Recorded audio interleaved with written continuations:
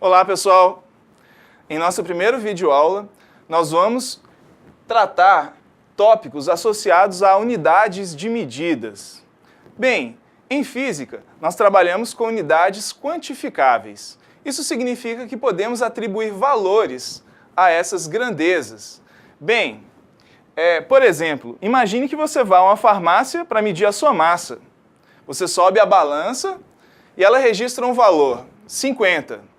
Esse valor ele não tem significado físico, a menos que ele esteja acompanhado de uma unidade de medida, por exemplo, quilogramas.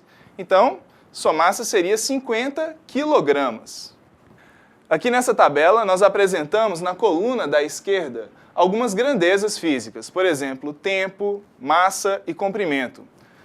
Na coluna da direita, nós vemos algumas respectivas unidades, por exemplo, unidade do tempo, segundo, massa, quilograma, comprimento, metro. Bem, além dessas unidades, por exemplo, no caso do tempo, você pode medir tempo em horas, em dias, em anos. Mas existe um sistema que padroniza essas unidades e nós vamos usar ao longo do curso. Esse sistema é conhecido como Sistema Internacional de Unidades e Medidas e nos referiremos a ele como SI. Bem, nesse sistema, o tempo vai ser dado em segundos, a massa em quilograma e o comprimento em metro. Mas além dessas três grandezas que nós vamos utilizar com frequência na parte de mecânica, nós temos também a temperatura. Nesse caso, eu apresentei um exemplo da temperatura em graus Celsius, que é uma unidade comum de medir temperatura aqui no Brasil. Nos Estados Unidos, por exemplo, a unidade mais comum é Fahrenheit. Mas no sistema internacional, que é esse sistema que nós vamos tentar usar sempre que possível, a unidade de temperatura é em Kelvin. Embora vocês não precisem se preocupar com isso agora. Bem, algumas unidades de medida são derivadas daquelas unidades básicas que eu citei: comprimento, tempo e massa. Por exemplo, imagine uma situação que você sai da sua casa e deseja ir até a escola. Então eu supus esse trajeto delineado aqui em uma linha negra da sua casa até a escola. Suponha que a distância da sua casa até a escola seja 420 metros.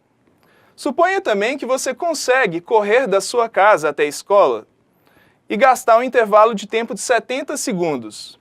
Então a rapidez, que nós vamos chamar de velocidade nesse curso, ela é simplesmente a razão entre a distância percorrida e quanto tempo você gastou para realizar essa tarefa. Bem, vejamos, velocidade é distância sobre tempo. A distância da sua casa até a escola, percorrida nesse trajeto, é 420 metros. Se nós dividirmos 420 metros pelo intervalo de tempo de 70 segundos, nós obteremos 6 metros por segundo. Observe a utilidade desse conceito. Imagine que você vá contar esse caso para um colega. Eu parti da minha casa, percorri uma distância de 420 metros e gastei um intervalo de tempo de 70 segundos. Pode ser que seu colega apenas queira escutar que sua velocidade é 6 metros por segundo.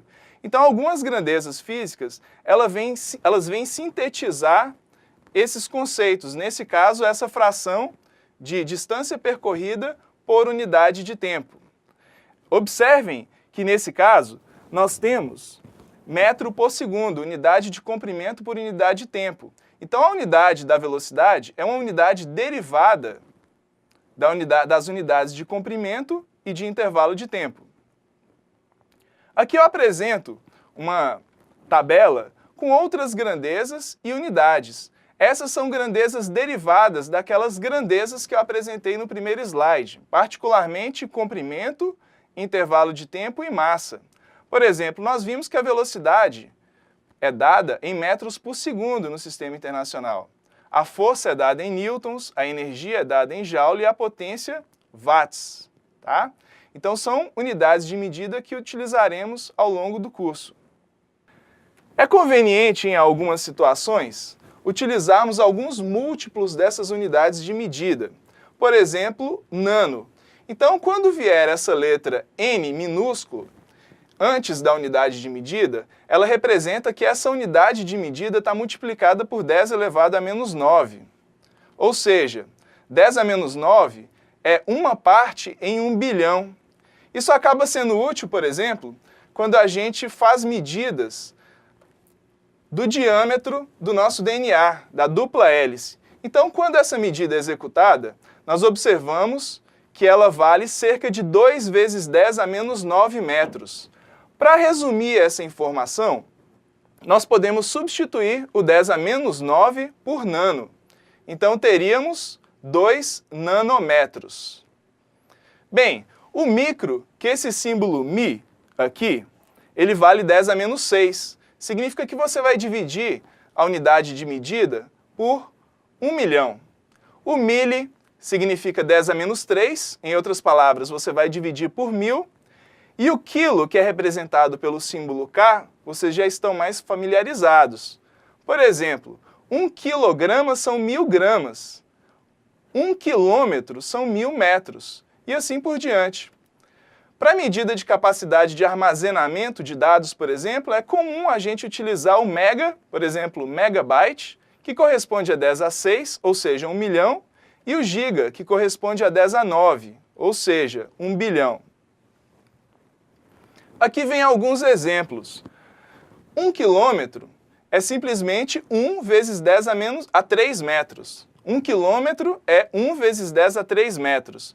Então, observe aqui que nós substituímos o K de quilômetro por 10 a 3. 10 a 3 corresponde a 1000, portanto, 1 quilômetro são 1000 metros. Então, aqui eu destaco a equivalência entre o quilômetro e o 10 a 3 metros. Então, 1000 watts corresponde a 1 kW. Observe que o K corresponde a 1000, como nós vimos, 10 a 3. 1 micrograma. Esse micro corresponde a 10 a menos 6. Portanto, temos a relação entre o micro e o 10 a menos 6.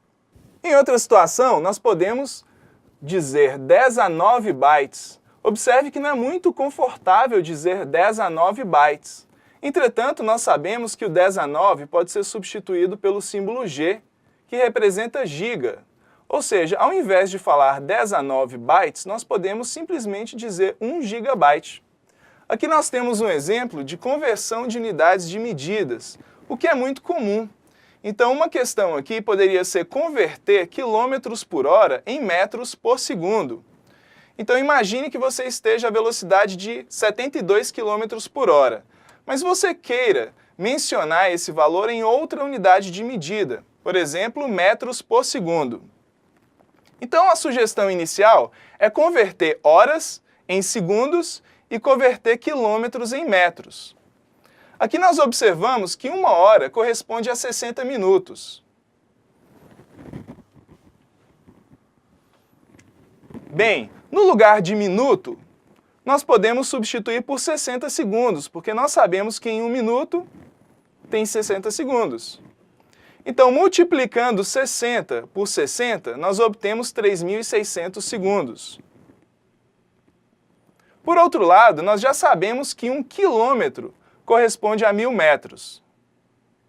Então, vamos voltar aos 72 km por hora. Vejamos, 72 km por hora. No lugar de quilômetro, como nós vimos, nós podemos substituir por 1000 metros. No lugar de hora, nós podemos substituir por 3.600 segundos. Se fizermos uma divisão aqui, do denominador para o denominador, teremos 3.600 dividido por 1000, que corresponde a 3,6. Quando você divide 72 por 3,6, o resultado é 20 metros por segundo. Dessa forma, finalizamos a nossa primeira videoaula.